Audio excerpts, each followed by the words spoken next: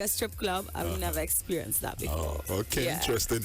But then, what made you decide that you wanted to come to to Nigeria? I'm curious. Well, one, the music, right? A lot of good music comes out of here. I'm working on my album right now. Oh, lovely. And I really wanted to get some Afrobeat fusion in my on my album, but I thought it wouldn't be right to like just do Afrobeat fusion in like America or somewhere else. I felt like I had to come to the source of it, like you're not gonna get authentic. Like imagine going to Canada for Trini food. No, you have to go to Trinidad for Trini food. Like, you know what I mean? So that's how I'm like, yo, because I'm like, soca music and Afrobeat music is so close sonically. Like sonically, the drums, the rhythm, like it has the same kind of vibe, but it's very different in the way it's constructed. We're a bit more happy, I guess y'all are a bit more soulful and more like, I'm not really sure how to break it down into words, but it's very similar but very different. So I was like, I would love to do a nice soca fusion sound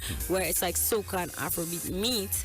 But like my producer, he rolls everywhere with me. He's my manager as well. So I was like, if we could come to Lagos, if we could come to the heart, the source, Nigeria itself, and work with producers, work with songwriters, work with people to blend and make that fusion sound of perfectly Afrobeat and Caribbean, that would be amazing. And we have done that on this trip, so mission successful. Okay.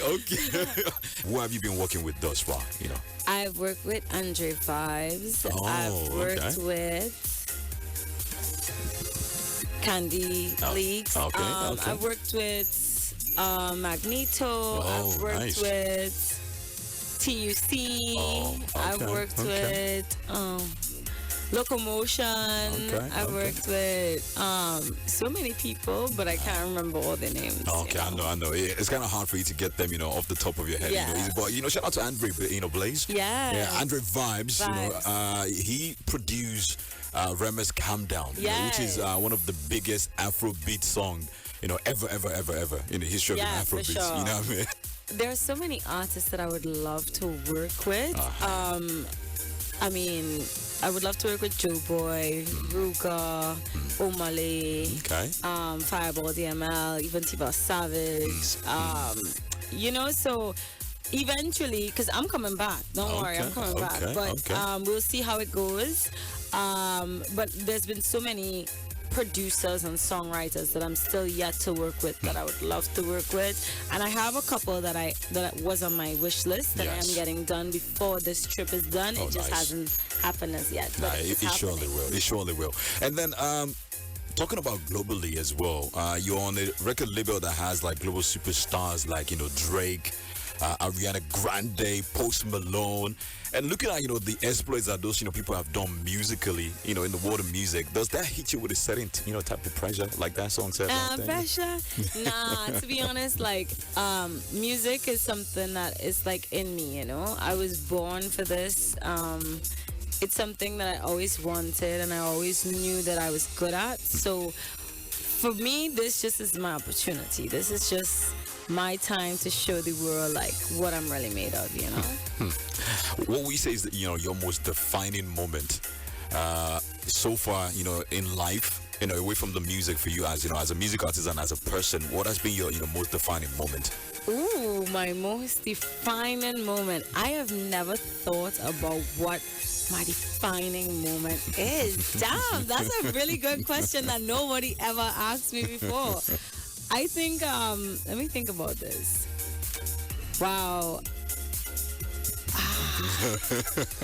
I think back in 2018, when I was nominated for the BET Awards, I think that like I've been out just a year and 2 months when I got that news. And for me, like, I'd released like 5 songs at the time, and I was very new, very green, but I'd worked really, really hard. I went from doing shows from less than 500 US to like a lot more than that in like 1 year, and I really felt like when I set my mind to something, I just do it and I don't look back. I don't really like squabble over like anything that would have gone wrong in that scenario. And when I got the nomination, like nobody expected that of me being like brand new on the scene. Like a lot of people didn't even know how to say my name. And I think that's where I knew like, yeah, this is really for me, because I just put all my energy towards it, and internationally recognized like 14 months out the jump was a big deal. Who would you say to you is the most handsome Nigerian artist? Like, wow, looking at all of them, right? That's really like to you personally. To me personally, that's hard to say. But if I had to, okay, if I had to say, Burna Boy is very attractive. Okay. Burna Boy is attractive. All right. I see. You know, you and that boy vibe. You know, like okay. Yeah.